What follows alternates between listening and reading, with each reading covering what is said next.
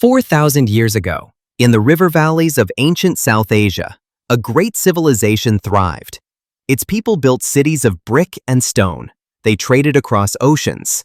They engineered complex drainage systems, designed with mathematical precision, centuries before the Romans ever existed. They were farmers, merchants, craftsmen, and artists.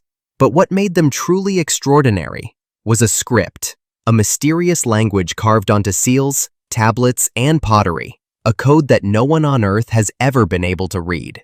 These small carvings, barely an inch across, carry a message from a time before history was written. This is the Indus Valley Script, the world's greatest unbroken mystery, a voice frozen in stone, waiting to be heard. The mystery began to unfold in the 1920s. British and Indian archaeologists, led by men like John Marshall and Daya Ram Sani, were excavating mounds near the small village of Harappa in modern-day Pakistan. What they discovered changed history forever. Beneath layers of earth lay the ruins of a vast, ancient city, its streets perfectly aligned, its houses equipped with bathrooms and underground drains. A few years later, another site, Mohenjo-Daro, the Mound of the Dead, was unearthed hundreds of kilometers away. What stunned researchers was not only the scale of these cities, but their order. Streets formed a perfect grid. Bricks were uniform in size. Drainage channels ran beneath the roads. This was not a scattered collection of villages. It was a civilization, organized, intelligent, and advanced. And then came the discovery that would puzzle the world for a century. Hundreds of tiny carved seals, each bearing images of animals and symbols. Strange markings that appeared to be writing, but writing in a language no one had ever seen before. These symbols, carved into soapstone and steatite, would later be known as the Indus Script. Over 4,000 inscribed artifacts have now been discovered. Seals, pottery shards, copper plates, even ivory fragments, found across more than 1,000 sites stretching from northern Afghanistan to the Arabian Sea. Each bears a combination of symbols, fish-like shapes, geometric marks, plants, tools, animals, and human-like figures. Scholars have identified between 400 and... To understand the script, we must imagine the world it came from. The Indus Valley Civilization, also known as the Harappan Civilization, flourished between 2600 and 1900 BCE, at the same time as the pyramids of Egypt and the ziggurats of Mesopotamia. Its cities, Harappa, Mohenjo-Daro, Dholavira, Lothal, were hubs of trade, craftsmanship, and culture. Their people farmed wheat, barley, and cotton. They herded cattle and traded goods as far away as Mesopotamia. Archaeologists have found standardized weights and measures, suggesting a highly organized economy. Yet curiously, there are no grand palaces, no towering temples, no obvious signs of kings or rulers.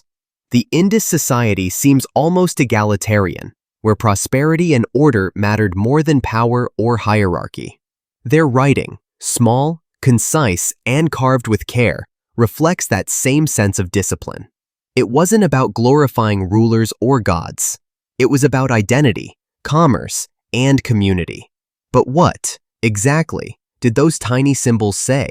Ever since those first seals were found, scholars have tried to crack the Indus code. Linguists, mathematicians, computer scientists, all have taken their turn. The first great theory was that it represented an early Dravidian language, an ancestor of Tamil, still spoken in South India today. The argument seemed logical. Dravidian words and Indus symbols both appeared to share common ideas of water, fish, and fertility. But without longer texts, the link remained unproven. Others proposed that the script represented Proto-Sanskrit, or early Indo-European speech. Yet again, no evidence. In the 2000s, a controversial claim shook the academic world. A team of researchers argued that the Indus signs weren't linguistic at all, that they were nonverbal symbols, more like emblems or logos, representing families, professions, or trade guilds. Their argument, since the inscriptions were so short, they could not represent complex sentences or spoken language. But many disagreed. Statistical analysis shows the order of signs is not random.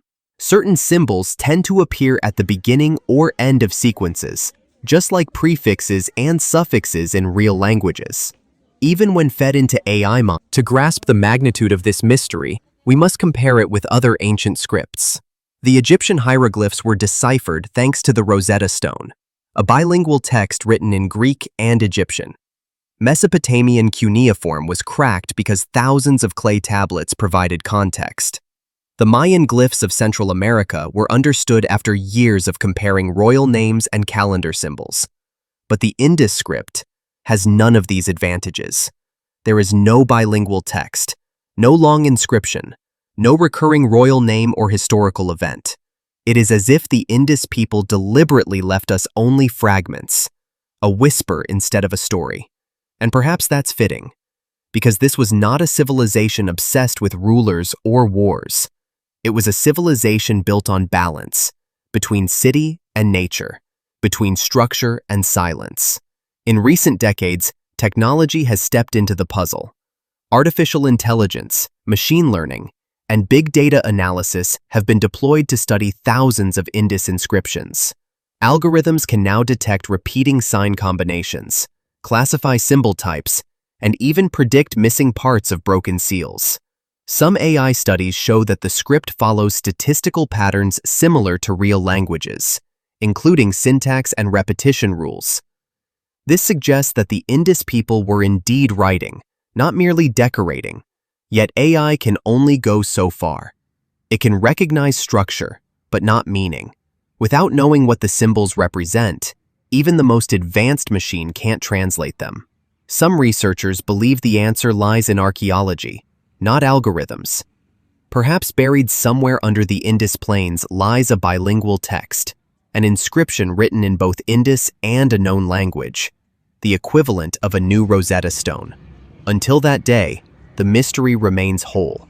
And yet, even without translation, the Indus script speaks to us, in silence. It tells of a people who mastered balance and design. Their cities were not ruled by kings, but guided by civic order.